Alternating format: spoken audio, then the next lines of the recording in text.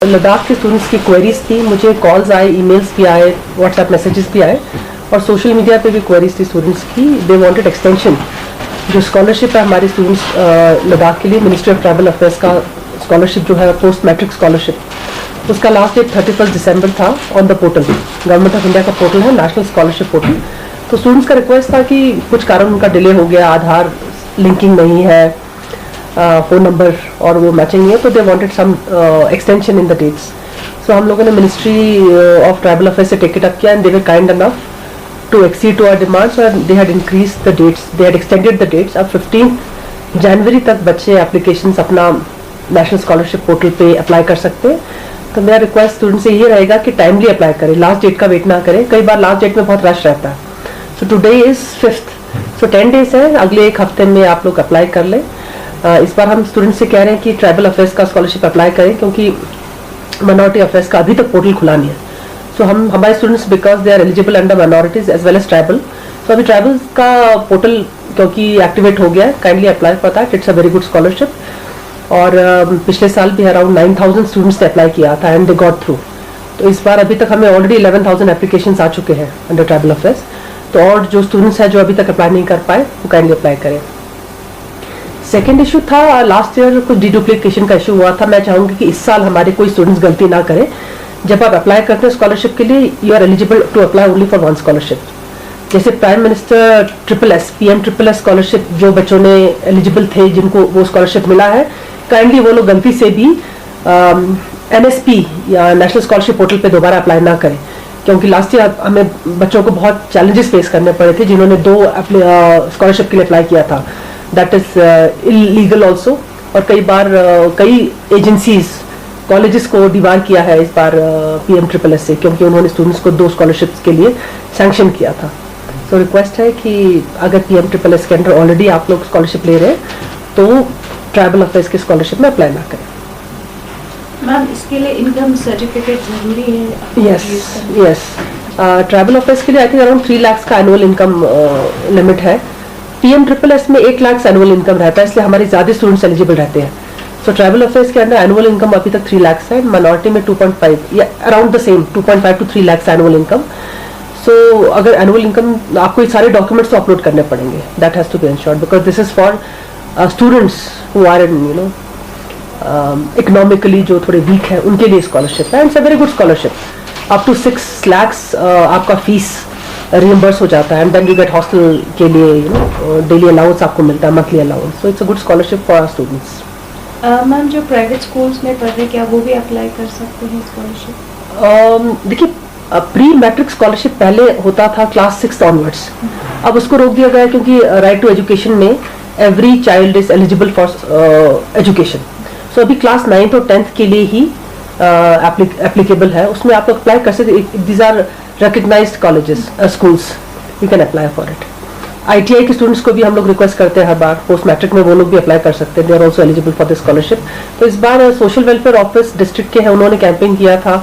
अभी they have gone to different blocks और ITIs and polytechnic में भी उन्होंने कैंप लगाए थे, ताकि जो भी स्टूडेंट्स, अगर किसी को अवेयरनेस नहीं है इस बारे में, they should apply for this. Ma'am, अभी हाल ही में पॉलिटेक्निक कॉलेज में जब हमने इंटरव्यू किया तो वहाँ पे पता चलता है कि कारगिल में सीट फुल हो जाता है, क्योंकि बच्चे जो है वेटिंग लिस्ट में होते हैं। लेह में कहीं ना कहीं अभी भी बच्चे उतना आ नहीं रहे हैं, इसका वजह क्या हो सकता है?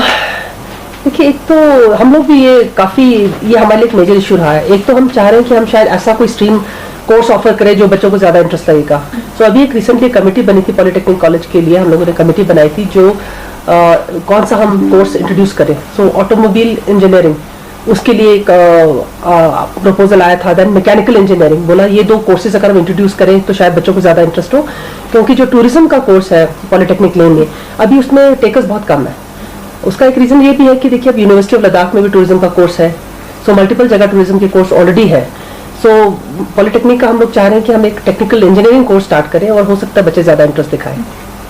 मैम, और एक सवाल और आपसे करना चाहेंगे, यूनिवर्सिटी को लेके जो रिक्रूटमेंट का यहाँ जो लद्दाख रिसर्च फोरम ने ग्रीवेंस दिखाए और कल CC कारगिल उन्होंने भी एक वाइस चांसलर उनसे बात की, उस पर थोड़ा सा और चेंजेस लाने की जो बातचीत हुई। तो आपसे जानना चाहेंगे क्या इस रिक्रूटमेंट में कोई चेंजेस आएंगे? अगर आएंगे तो किस तरह आएंगे? अगर रिक्रूटमेंट में अब यूजीसी नॉर्म्स में कहते हैं ये सब नहीं पॉसिबल है, तो उस पर क्या होगा मैम रिक्रूटमेंट? देखिए, आपका एक असिस्टेंट रजिस्ट्रार लद्दाख के साथ एक डिटेल इंटरव्यू था विच वॉज वेरी कॉम्प्रिहेंसिव। मुझे लगता है उसके बाद किसी को भी अगर कोई डाउट्स हो वो क्लियर हो जाने चाहिए। बीसी के साथ सीसी कल मिले थे, तो देखिए फाइनली ये यूनिवर्सिटी का डिसीजन है। अब सीसी से मिले क्या बात हुई उसके बारे में I don't have any idea. मेरी अंडरस्टैंडिंग सिर्फ ये क्लियर है कि teaching post are govern by UGC norms, चाहे वो स्टेट यूनिवर्सिटी हो, क्लस्टर यूनिवर्सिटी हो या सेंट्रल यूनिवर्सिटी हो, उसमें कुछ कॉम्प्रोमाइज नहीं हो सकता। नॉन गेजेटेड जो पोस्ट है, नॉन टीचिंग पोस्ट, अगर आप देखिए up to assistant registrar, deputy registrar, as per the recruitment rule that is reserve for the residents of Ladakh. So non teaching post, क्योंकि उसमें यूजीसी की अभी तक एज ऑन डेट गाइडलाइंस नहीं है। जिस दिन यूजीसी अपने रेगुलेशंस देगा, university will have to follow, उनके पास कोई चॉइस नहीं है। अगर हम चाहते हैं कि university of Ladakh should remain A university, finally it is govern by UGC regulations, तो उनको तो यूजीसी नॉर्म्स फॉलो करना पड़ेगा। मुझे आई डोंट सी कि एनी ऑप्शन है हमारे पास। आप देखिए, कई अगर आप यूटीज चेक करें, हार्डली किसी यूटी में कोई स्टेट यूनिवर्सिटी है। There is no university in any UT. अगर दिल्ली में है कोई सेंट्रल यूनिवर्सिटीज, तो Ladakh might be only UT. अब कश्मीर का पहले because that was already state, but अगर आप छोटे यूटीज लेंगे, किसी भी यूटी में अपना स्टेट यूनिवर्सिटी नहीं होता। तो we are fortunate for whatever reason हमें एक यूनिवर्सिटी मिला है। तो मुझे लगता है हमें यूनिवर्सिटी को स्ट्रेंथन करने की जरूरत है, एंड हम लोगों में से कोई भी नहीं चाहेगा कि यूजीसी उसे रिकॉग्नाइज करे। तो उसके लिए जरूरी है कि यूजीसी के नॉर्म्स फॉलो करना। मेरी अंडरस्टैंडिंग इतनी है कि there is no possibility. Issue सिर्फ आपका शेड्यूल ट्राइब का आया था, तो शेड्यूल ट्राइब 45% जो रिजर्वेशन है, अगर आप देखिए यूनिवर्सिटी ने जो फॉलो किया रिजर्वेशन, वो हमारी गाइडलाइन के हिसाब से हुआ है। हमसे उन्होंने क्लैरिफिकेशन मांगा था, एंड जनरल एडमिनिस्ट्रेटिव डिपार्टमेंट ने डायरेक्शन उनको दिया है कि जो रिजर्वेशन है स्टेट रिजर्वेशन फॉलो करना है, बिकॉज ये ऑप्शन है उनके पास।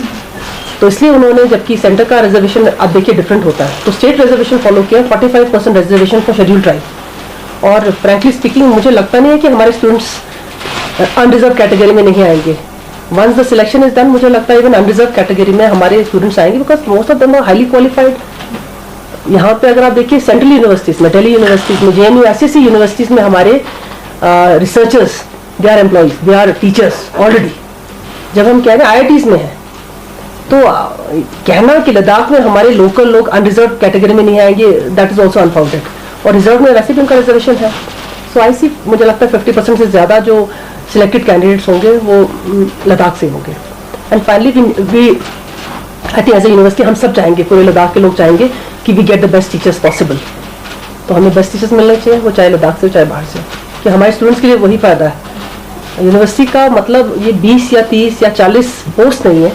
आई थिंक यूनिवर्सिटी का जो मेन टारगेट ऑडियंस है वो हमारे 3000 या 4000 बच्चे हैं, जो हम चाह रहे हैं कि यूनिवर्सिटी में आए। As of now already 900 university की स्ट्रेंथ है। अगले साल हम एक्सपेक्ट करें कि 1000-1500 से ऊपर स्टूडेंट्स हो जाएं। तो इसलिए बहुत ज़रूरी है कि हमारे स्टूडेंट जो अभी बाहर जाते हैं, डीयू जाते हैं, जेएनयू जाते हैं, साउथ जाते हैं, वो लद्दाख यूनिवर्सिटी में आए। तो हमारा यूनिवर्सिटी उस लेवल का होना चाहिए। के लिए I think we should require best of teachers, और लद्दाख में कोई अच्छे टीचर्स की कमी नहीं है।